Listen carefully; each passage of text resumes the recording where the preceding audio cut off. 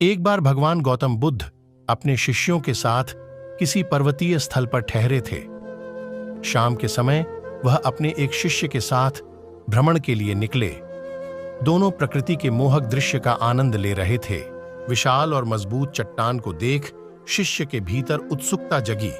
उसने पूछा, इन चट्टानों में तो किसी का शासन नहीं होगा, क्योंकि ये अटल, अविचल और कठोर हैं। शिष्य की बात सुनकर बुद्ध बोले कि नहीं, इन शक्तिशाली चट्टानों पर भी किसी का शासन है। लोहे के प्रहार से इन चट्टानों के भी टुकड़े टुकड़े हो जाते हैं। इस पर शिष्य बोला, तब तो लोहा सर्वशक्तिशाली हुआ। बुद्ध मुस्कुराए और बोले, नहीं, अग्नि अपने ताप से लोहे का रूप परिवर्तित कर सकती है। उन्हें धैर्यपूर्वक सुन रहा शिष्य बोला, इसका मतलब अग्नि सबसे शक्तिवान है। बुद्ध ने फिर उसी भाव से उत्तर दिया, नहीं, जल अग्नि की उष्णता को शीतलता में परिवर्तित कर देता है तथा अग्नि को शांत कर देता है। शिष्य कुछ सोचने लग गया। बुद्ध समझ गए थे कि उसकी जिज्ञासा अब भी पूरी तरह शांत नहीं हुई है। शिष्य ने फिर सवाल किया, आखिर जल पर किसका शासन है? भगवान बुद्ध ने उत्तर दिया, वायु का वेग जल की दिशा को बदल देता है। शिष्य कुछ कहता, इससे पहले ही बुद्ध ने कहा कि अब तुम कहोगे पवन सबसे शक्तिशाली हुआ। नहीं, पवन सबसे शक्तिशाली नहीं है। सबसे शक्तिशाली है मनुष्य की संकल्प शक्ति, क्योंकि इसी से पृथ्वी, जल, वायु, अग्नि इत्यादि को नियंत्रित किया जा सकता है। जीवन में कोई भी महत्वपूर्ण कार्य संकल्प शक्ति के बगैर असंभव है। इसलिए अपने भीतर संकल्प शक्ति का विकास करो। गौतम बुद्ध कौशांबी नगर में रह रहे थे। वहां की रानी गौतम बुद्ध का अलग अलग तरीकों से अपमान करती थी। रानी ने अपने कुछ लोग बुद्ध को अपमानित करने के लिए और परेशान करने के लिए उनके पीछे लगा दिए थे। रानी के आदेश पर वे सभी लोग बुद्ध का विरोध कर रहे थे, लेकिन बुद्ध ने किसी से कुछ नहीं कहा।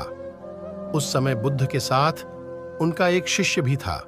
उसका नाम था आनंद। आनंद ने बुद्ध से कहा, मैं लगातार देख रहा हूं कि ये लोग जानबूझकर हमारा अपमान कर रहे हैं। जहां हमारा अपमान होता है, ऐसी जगह हमें नहीं रुकना चाहिए। बुद्ध ने आनंद से पूछा, हम कहां जाएंगे? आनंद ने कहा, किसी और जगह चले जाएंगे जहां ऐसे लोग ना हो। बुद्ध बोले, अगर वहां भी ऐसी ही परेशानियों बनी तो फिर कहां जाएंगे और हम कब तक भागते रहेंगे? अपमान भी एक समस्या है। हम अहिंसा, धैर्य के साथ विनम्रता और शालीनता से ऐसे लोगों का सामना करेंगे। बुद्ध की सीख, परेशानियां हर जगह हैं। हम परेशानियों से बच नहीं सकते। इसीलिए समस्या चाहे कैसी भी हो, हमें उसका सामना करना चाहिए। गौतम बुद्ध का एक खास शिष्य धम्माराम आश्रम में अपना काम करता और काम पूरा होने के बाद वह एकांत में चला जाता था। वह किसी से ज्यादा बातचीत भी नहीं करता था। जब धम्माराम एकांत में ज्यादा रहने लगा तो अन्य शिष्यों को लगा कि इसे घमंड हो गया है। शिष्यों ने बुद्ध से धम्माराम की शिकायतें करनी शुरू कर दी। एक दिन बुद्ध ने धम्माराम से सभी शिष्यों के सामने पूछा, तुम ऐसा क्यों करते हो? धम्माराम बोला, आपने कहा है कि कुछ दिनों में आप ये संसार छोड़े देंगे, तो मैंने ये विचार किया है कि जब आप चले जाएंगे तो हमारे पास सीखने के लिए क्या रहेगा। इसीलिए मैंने ये तय किया कि मैं एकांत और मौन को समझ लूं, ठीक से सीख लूं। ये दो काम आपके जीते जी मैं करना चाहता हूं। बुद्ध ने अन्य शिष्यों से कहा, तुम सभी ने देखा कुछ और समझा कुछ। तुम्हारी आदत है कि तुम दूसरों की बुराई करते हो, इसीलिए तुम सभी ने धम्माराम की अच्छी बात को भी गलत रूप में लिया।